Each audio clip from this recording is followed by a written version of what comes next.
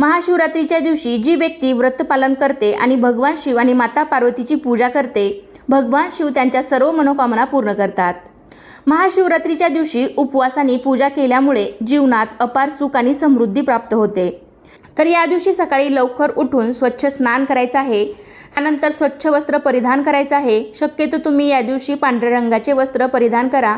त्यानंतर आपली रोजची देवपूजा करून घ्यायची आहे आणि आपण ज्या ठिकाणी पूजा मांडणार आहात तर ती जागा स्वच्छ करून तिथे एक चौरंग किंवा पाट ठेवायचा आहे। चौरंगावरती सुद्धा आपल्याकडे असेल तर पांढरे वस्त्र टाकायचे आहे। कोणतीही पूजा करण्याआधी आपण दिव्याची पूजा करतो, तर त्यासाठी सर्वात आधी आपण दिवा लावून घ्यायचा आहे। दिव्याची हळदी कुंकू अक्षता फुले वाहून पूजा करायची, दिव्याला नमस्कार करायचा आहे। महाशिवरात्रीची ही पूजा रात्रीच्या 4 प्रहरामध्ये करण्याला विशेष महत्त्व आहे, परंतु या दिवशी आपल्याला जेव्हा वेळ मिळेल तेव्हा मंदिरात किंवा घरी सुद्धा आपण ही पूजा करू शकता। कारण असं म्हटलं